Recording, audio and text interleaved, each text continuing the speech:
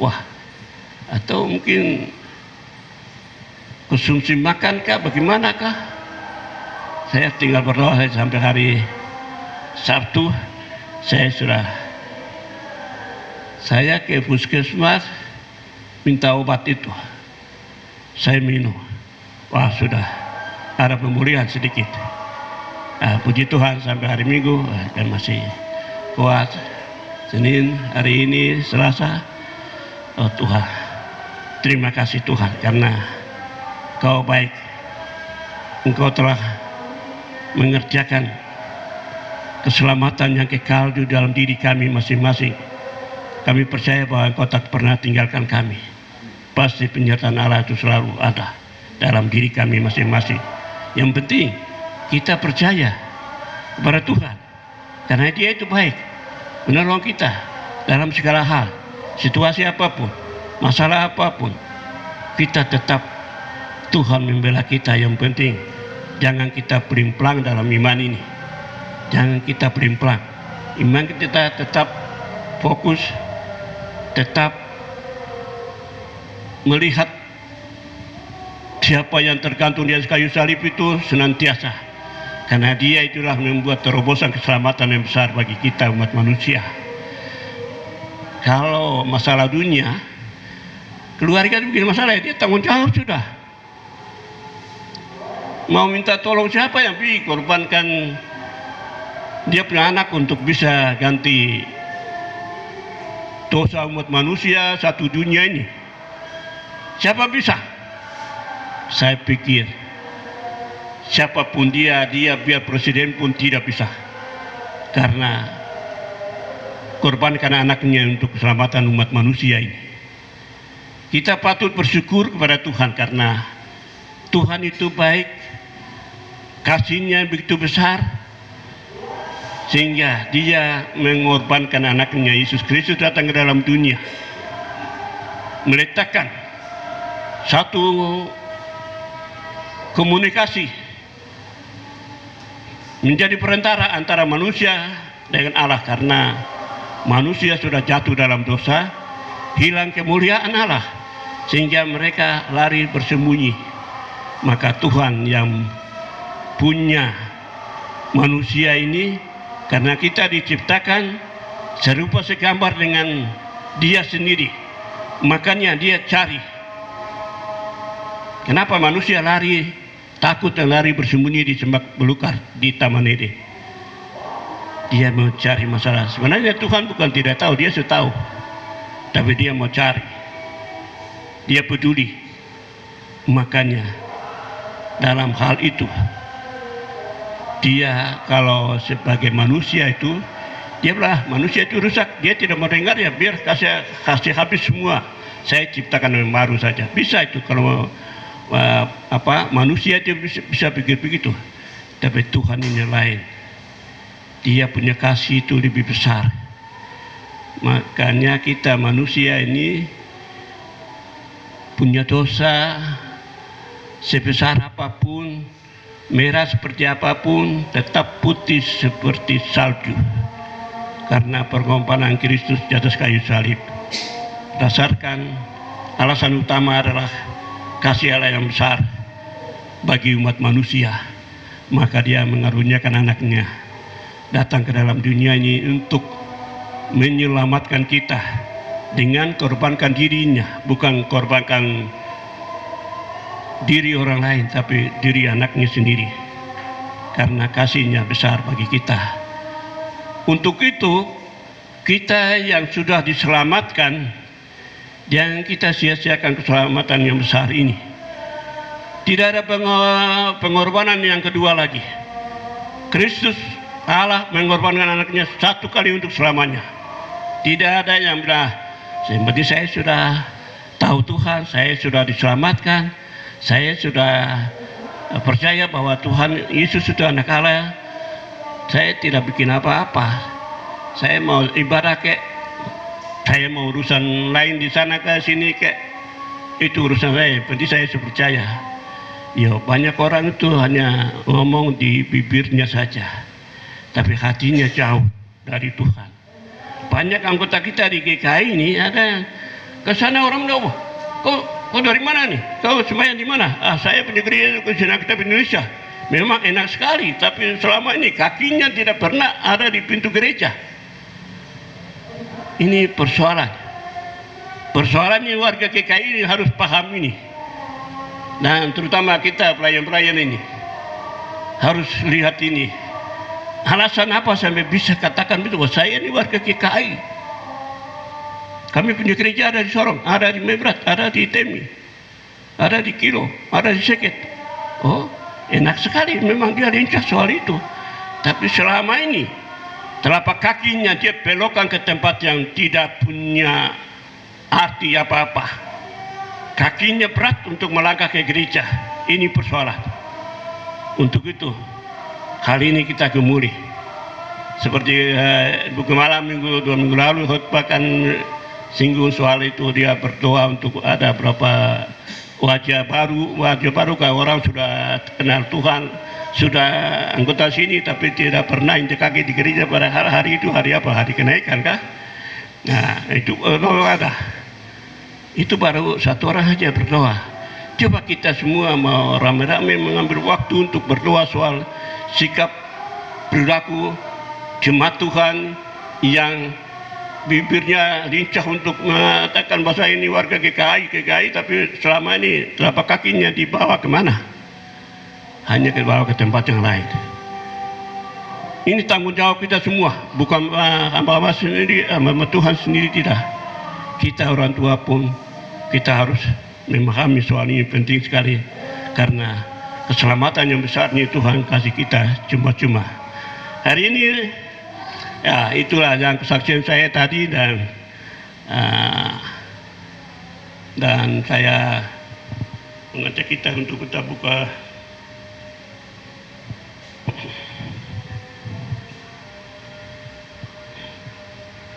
terkait dengan pembukaan yang tadi saya sudah sampaikan. Kita buka di dalam surat Ibrani pasal 2 ayat 1 sampai ayat yang keempat.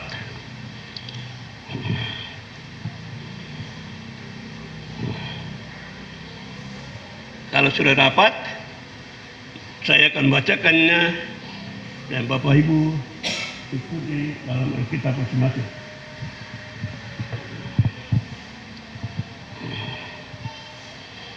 Lembaga Alkitab Indonesia memberikan judul Keselamatan yang Besar. Karena itu harus lebih teliti kita mengerti,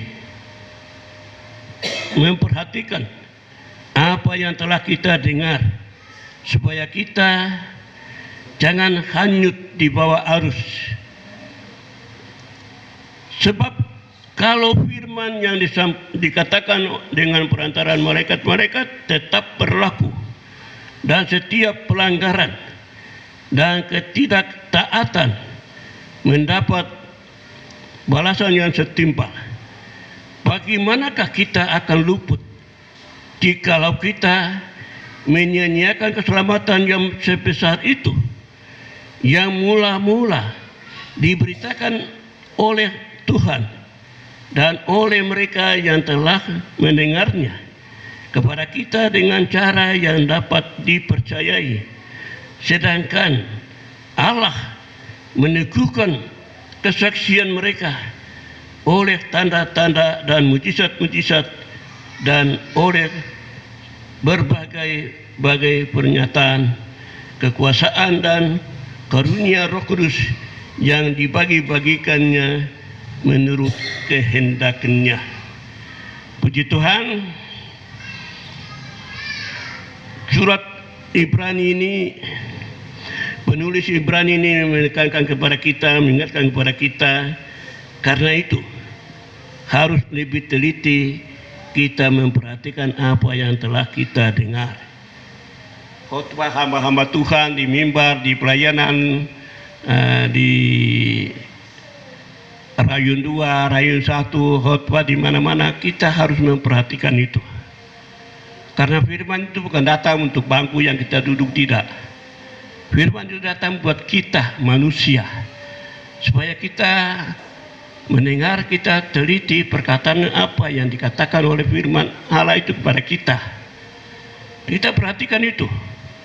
Kita bukan hanya mendengar saja, tapi kita memperhatikan itu dan kita menjadi pelaku firman. Jadi keselamatan yang besar ini, surat Ibrani menekankan kepada kita, karena itu harus lebih teliti kita memperhatikan apa yang telah kita dengar, supaya kita jangan hanyut di bawah arus. Seperti tadi saya sudah kemukakan beberapa hal itu. Ada yang ngakui bahwa dia warga GKI. GKI berjemaat di mana? Tuh gereja kan ada situ, nanti hari apa bisa bersemayam. Wah, kok bisa begitu? Dia sudah dihanyutkan oleh arus dunia itu. Prinsipnya tidak jelas. Prinsipnya hanya ada saja. Kalau ditanya, kau bekerja di mana? Saya warga GKI. Saya bekerja juga di Sorong. Saya bekerja di sana sini. Tapi selama ini telapak kaki tidak pernah injak pintu gereja. Ayat 1 ini dengan jelas. Karena itu harus lebih teliti kita memperhatikan apa yang telah kita dengar, supaya kita jangan hanyut di bawah arus. Di bawah arus dunia ini. Perkembangan dunia begitu canggih, begitu hebat, mengadakan hal-hal itu yang aneh-aneh, yang kita pikir, wah itu perkembangan. Oh, kamu orang tua-tua ini ketinggalan zaman. Kami anak-anak muda punya masa ini sudah. Kamu diam saja situ. Oh, begitukah? Kami punya tugas memperhatikan langkah-langkah anak-anak muda sekarang. Yang salah kami bisa tegur. Kemana itu? Jangan sampai kamu hanyut di sana. Kadang-kadang ada yang terima, ada yang tidak terima. Iya, itu tugas kewajiban kami sudah. Saling mengingatkan, saling mengarahkan, mengingatkan itu penting, supaya kemana orang-orang yang sudah ditebus dengan darah Tuhan, diselamatkan, kita sudah menjadi warga negara kerajaan surga. Jangan kita sia-siakan keselamatan yang besar itu. Mari kita mempertahankan itu dalam kehidupan kita. Kita memang ada di dunia ini. Mengapa Yesus dia naik ke surga sebagai Imam Agung untuk mendoakan kita? Hasil pelayanannya, hamba-hambanya yang dia sudah siapkan, mereka teruskan firman itu kepada semua umat manusia. Dia sebagai anak Allah naik karena waktunya sudah selesai. Dia sudah punya tanggung jawab, sudah selesai. Dia sudah lapor ke Bapaknya, sudah selesai. Apanya sudah selesai. Keselamatan yang Allah suruh saya itu saya sudah kerjakan dengan sempurna di atas kayu salib. Sudah selesai. Dosa sudah selesai. Kelemahan kita sudah selesai. Kesakitan kita sudah selesai. Pergumulan kita sudah selesai. Dikerjakan dengan cara yang sempurna di atas kayu salib. Dia sudah kembali kepada Allah Bapa di surga. Tugas dia sebagai Imam Agung untuk mendoakan kita. Kita pun harus berdoa juga. Karena Yesus sendiri sudah duduk di sebelah kanan Allahnya, mendoakan kita dan memperjuangkan keselamatan yang kekal yang dia sudah sampaikan. Beritakan Injil ini kepada orang yang sudah percaya, dan dia mandatkan itu kepada hamba-hambanya yang dia sudah siapkan. Memberitakan Injil itu sampai hari ini. Kita ada. Kita terus meneruskan itu. Misi penyelamatan ini melalui pemberitaan Injil. Supaya generasi-generasi ke depan perhatikan itu baik. Setelah beribadah, mendengarkan firman Allah yang disampaikan oleh hamba Tuhan siapa saja, engkau perhatikan dengan teliti dan merenungkan itu dengan baik, maka langkah hidupmu akan berjalan dengan baik. Maka engkau menjadi anak yang diberkati, keluar masuk diberkati. Bapak Ibu jemaat Tuhan yang diberkati Tuhan, terkait dengan kesaksian tadi anak kita, adik kita Yosua dengan Tadi kalau dia di sini saya sekolah bilang tarik itu ya, ibu pernah telinga dulu. Dengar kakak kalau tegur, dengar. Jangan hati-hati. Jadi Anda diselamatkan oleh karena Kristus telah mengorbankan dirinya di kayu salib untuk menyelamatkan kita umat manusia dari kecelakaan maut. Dia sudah selamatkan kita karena kita sudah percaya kepada Dia. Jadi perhatian Allah itu selalu menyertai kita. Yang penting keluar ke sekolah, keluar ke kampus, keluar ke pekerjaan apa saja di sana, berdoa, Tuhan lindungi saya dalam perjalanan ini. Jauhkan dari hadapan saya kecelakaan maut, kuasa maut, roh maut, tolak itu. Dan kami mohon perlindungan dari Tuhan, lindungi saya pulang pergi dengan keadaan selamat.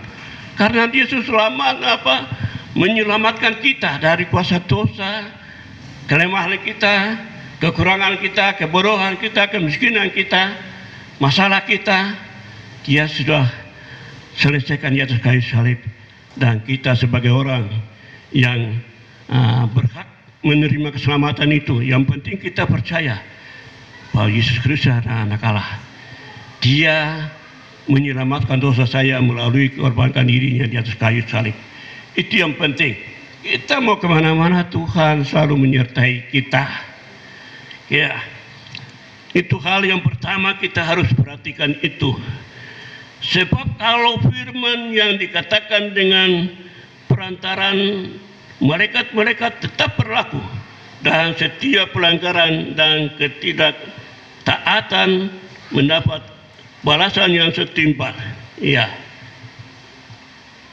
firman Allah disampaikan malaikat-malaikat pun tetap berlaku, dan kita harus hati-hati di dalam menjalani hidup ini. Kalau kita menyeleweng sedikit, kita akan menerima balasan yang setimpal sesuai dengan kejahatan kita. Pengertiannya seperti itu. Dan kita lanjutkan,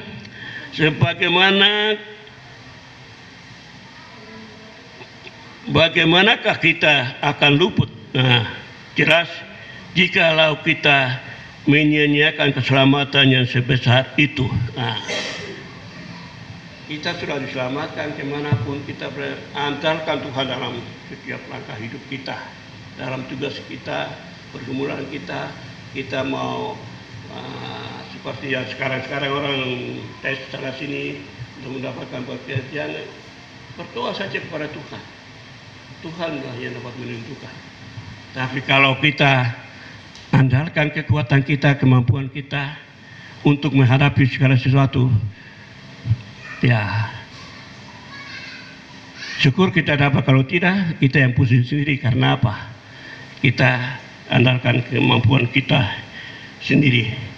Untuk itu penulis surat Ibrani ini pada perikop yang kita baca hari ini berusaha untuk menjelaskan bahwa keselamatan yang kita terima di dalam Kristus adalah keselamatan yang besar.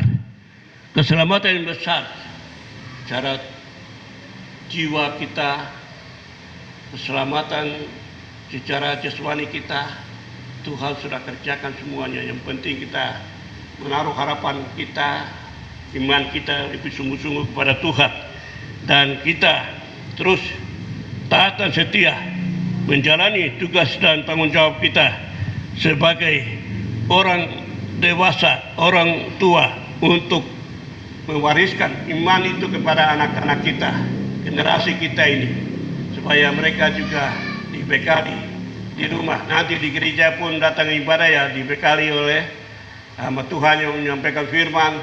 Itulah kalau kita datang beribadah, kita teliti mendengarkan firman itu dengan teliti dan memperhatikan dengan baik-baik supaya kita pahami maksud firman itu. Tidak kepada bangku yang kita duduk ini sasaran utama kepada manusia, tentang keselamatan dengan dosa. Dua hal ini yang sangat bertentangan dalam kehidupan manusia. Untuk itu kita perhatikan firman yang disampaikan itu dengan baik, dan kita mengerti dan kita melakukan itu. Kita lakukan ini, nanti dosa kita lakukan ini yang Tuhan kehendaki, supaya perbedaan itu ada dalam menjalani hidup ini, supaya langkah hidup kita ke depan kita selalu mengandalkan Tuhan di dalam melakukan seluruh tugas kita, pelayanan kita hari ya. Keselamatan itu merupakan suatu hadiah diberikan oleh Allah kepada yang percaya. Keselamatan itu bukan semua manusia, tapi untuk orang yang percaya. Kalau yang percaya kepada Yesus Kristus, dia itu anak Allah yang hidup. Dia datang ke dalam dunia untuk mengorbankan dirinya untuk dosa saya. Orang-orang yang menaruh iman dan harapannya, mereka berhak untuk menerima keselamatan itu. Untuk itu kita tekun setia iring Tuhan, tekun setia beribadah, memuji dan memuliakan Tuhan, lebih dari itu mendengarkan firman Allah yang disampaikan oleh hamba Tuhan siapa saja. Kita teliti, perhatikan itu dengan baik-baik.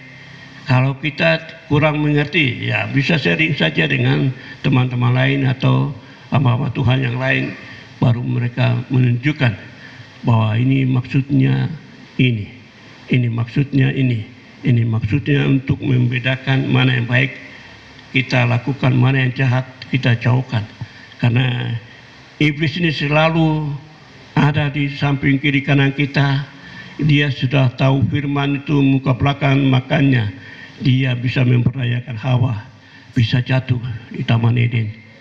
Nah, memang dia luar biasa itu. Hawa sudah menyampaikan bahwa semua yang ada dalam taman ini kami makan, tapi satu pohon yang ini kami makan nanti kami mati. Dia rubah kalimat itu dan tidak. Kamu makan, kamu akan mengetahui yang baik dan yang jahat. Inilah dosa. Maka pelanggaran itu yang sekarang manusia ini tidak membedakan itu. Karena sudah makan buah yang mengandung pengetahuan yang baik dan pengetahuan yang jahat. Ini sudah dua ini sudah masuk dalam kehidupan kita sebagai dosa warisan. Ini kita harus hati-hati perhatikan ini dengan baik-baik apabila firman Tuhan disampaikan tentang keselamatan yang kekal, tentang dosa. Dua ini kita harus perhatikan dan kita harus paham betul. Yang berbau dosa kita jauhkan, yang baik kita lakukan, karena kebaikan itu akan menuntun kita masuk dalam kerajaan Allah. Kita lanjut lebih jelas lagi, kita buka di dalam surat Rasul Paulus kepada jemaat di Efesus, pasalnya yang ke-2 ayat 1 sampai 10. Ya, saya coba buka dan baca ini untuk melengkapi renungan kita ini. Efesus pasal 2 ayat 1 sampai ayat yang ke-10. Ya. Terkait dengan keselamatan yang besar itu, Lembaga Alkitab Indonesia dalam surat Rasul Paulus kepada jemaat di Efesus, semuanya adalah kasih karunia. Kamu dahulu sudah mati karena pelanggaran-pelanggaran dan dosa-dosa kita, dosa-dosamu. Kamu hidup di dalamnya karena kamu mengikuti jalan dunia ini, karena kamu mentaati penguasa kerajaan angkasa, yaitu roh yang sekarang sedang bekerja di antara orang-orang durhaka. Sebenarnya dahulu kami semua juga terhitung di antara mereka ketika kami hidup di dalam hawa nafsu daging dan menuruti kehendak daging dan pikiran kami yang jahat. Pada dasarnya kami adalah orang yang adalah orang-orang yang harus dihukum, dimurkai sama seperti mereka yang lain. Tetapi Allah yang kaya dengan rahmat oleh karena kasih-Nya yang besar yang dilimpahkannya kepada kita telah menghidupkan kita bersama-sama dengan Kristus sekalipun kita telah mati oleh kesalahan kita. Oleh kasih karunia kamu diselamatkan, dan di dalam Kristus Yesus Ia telah membangkitkan kita juga dan memberikan tempat bersama-sama dengan Dia di surga, supaya pada masa yang akan datang kita menunjukkan kepada kita kekayaan kasih karunia-Nya yang melimpah-limpah sesuai dengan kebaikan-Nya terhadap kita dalam Kristus Yesus. Sebab karena kasih karunia kamu diselamatkan oleh iman. Itu bukan hasil usahamu, tetapi pemberian Allah. Itu bukan hasil pekerjaanmu. Jangan ada orang yang memegahkan diri, karena kita ini buatan Allah, diciptakan dalam Kristus Yesus untuk melakukan pekerjaan baik yang dipersiapkan Allah sebelumnya Ia mau supaya kita hidup di dalamnya. Puji Tuhan, ini untuk melengkapi renungan kita dari hadiah keselamatan yang besar itu. Ini sudah melengkapi pulang dan buka baca renungan itu sendiri di rumah. Biarlah ada Roh Kudus yang punya firman akan menolong kita lebih lanjut untuk kita mengetahui maksud dan tujuan Allah dalam hidup kita ini.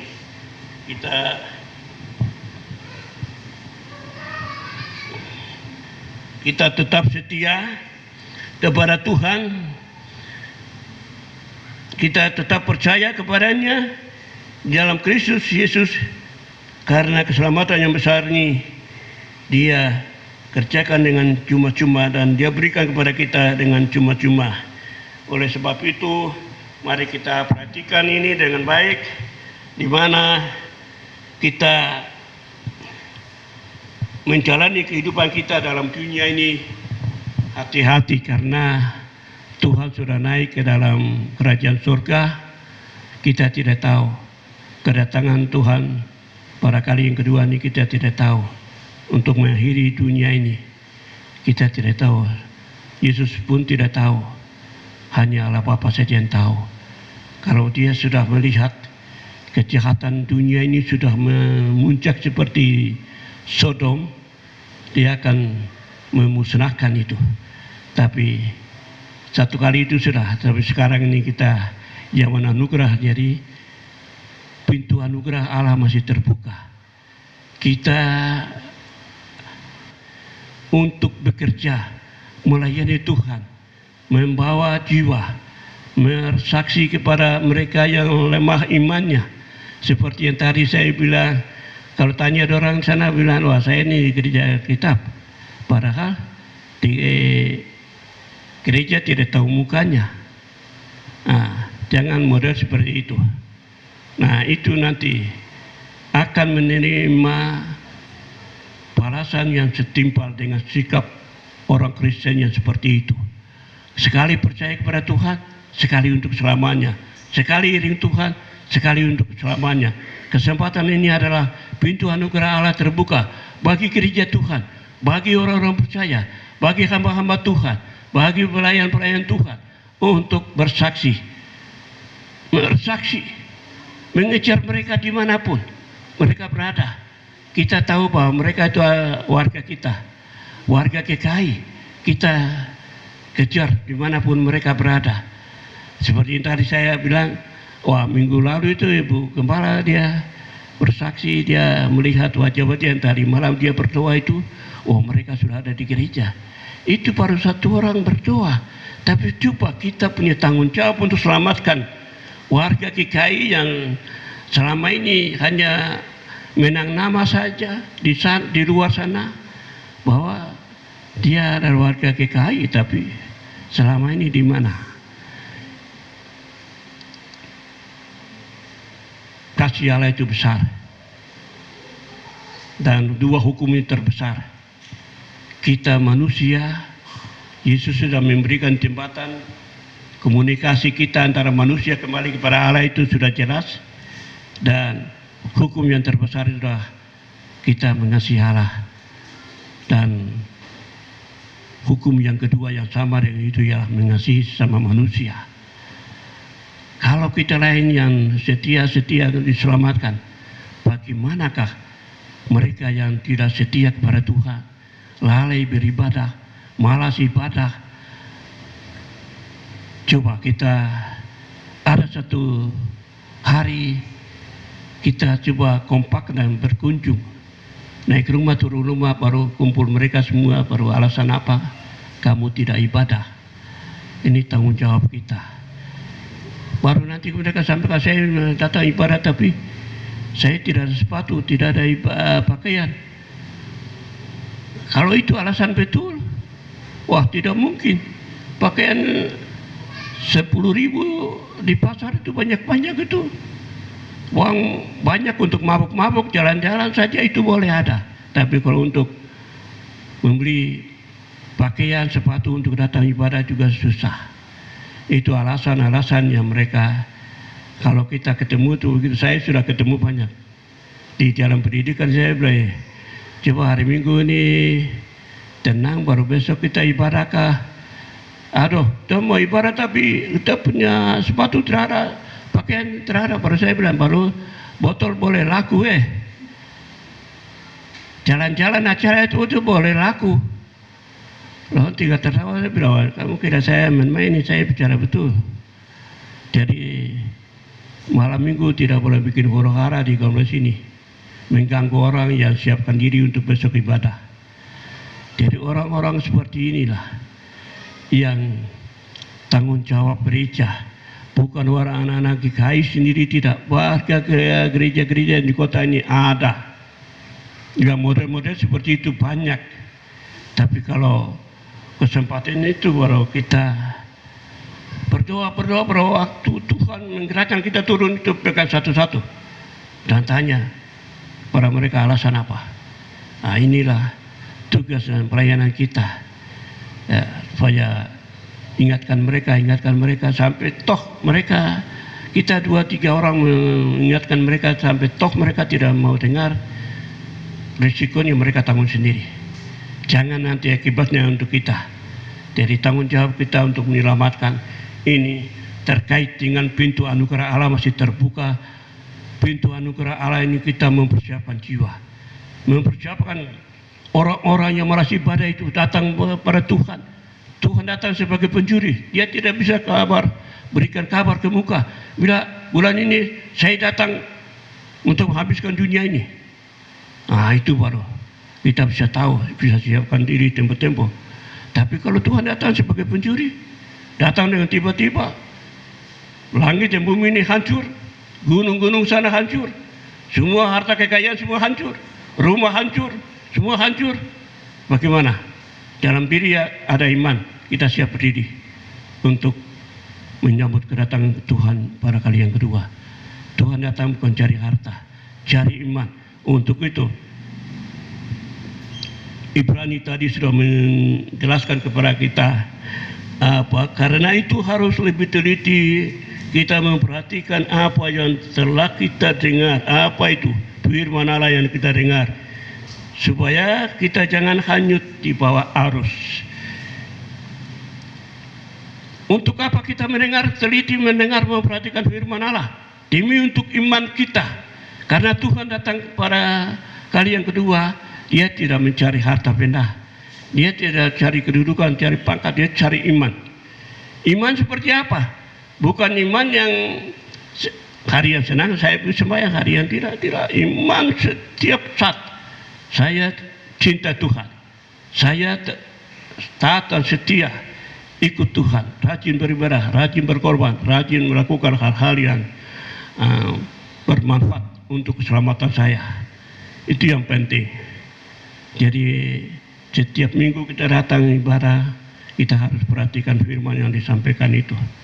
Ada firman yang untuk membangun iman, ada firman yang menegaskan dosa, ada firman yang meneguhkan iman kita, ada firman yang menasihati, ada firman yang mengajar. Semuanya itu kita dengan teliti memperhatikan, bukan hanya asal-asal datang saja terus duduk saja menyanyi-nyanyi terus langsung firman Allah sudah. Ada yang balik belakang sana main HP sana, sibuk dengan anak-anak di luar sana. Ini hal-hal seperti itu yang kita nanti kalau gedung gereja yang baru itu kalau dibangun selesai, pintu belakang depan gereja kita tutup. Semua ada dalam gedung untuk mendengarkan firman. Supaya jangan ada yang sibuk keluar sana sini, urus itu, urus ini. Padahal firman datang buat kita, bukan datang buat bangku yang kita duduk, tidak. Itu yang sangat penting sekali karena menjelang Paskah kesengsaraan Tuhan Yesus, kematian, kebangkitan, kenaikan surga, Roh Kudus sudah turun untuk menolong kita. Kita berdoa kepada Roh Kudus yang memimpin kita untuk melakukan hal yang baik, yang jahat kita jauhkan, untuk memelihara keselamatan yang besar yang Tuhan sudah kerjakan dalam kehidupan kita itu. Dengan cuma-cuma keselamatan itu kita tidak beli. Tuhan korbankan anaknya itu bukan usaha kita manusia, bukan jerih payah kita untuk memperoleh keselamatan itu, tapi pengorbanan Allah melalui anaknya Yesus Kristus dengan cara yang cuma untuk menebus dosa kita supaya kita diselamatkan. Untuk itu renungan ini lebar panjang sana sini, tapi mari kita perhatikan melakukan keselamatan yang kekal yang Tuhan sudah siapkan untuk kita itu, dan kita sudah ada di dalamnya. Keluar masuk kita kemana-mana, kita andalkan Tuhan dalam hidup ini, karena Tuhan yang menolong kita dalam segala hal. Kita ada dalam dunia ini berbagai tantangan, persoalan hidup, keluar masuk kita agar Tuhan jaga dan menolong kita agar kita selamat dalam ancaman dunia ini, dalam kecelakaan, dalam bahaya, dalam sakit penyakit. Tuhan sudah mengerjakan semua penyakit kita di atas kayu salib dengan cuma-cuma. Untuk itu jangan kita sia-siakan keselamatan ini. Mari kita jaga diri dengan menjalankan hidup ini, melakukan yang baik yang menyenangkan Tuhan. Pada akhirnya kita diberkati. Puji Tuhan, kita angkat satu pujian, Ku Mau Cinta Yesus, dan nanti Bapak Gembala akan menutup kita dalam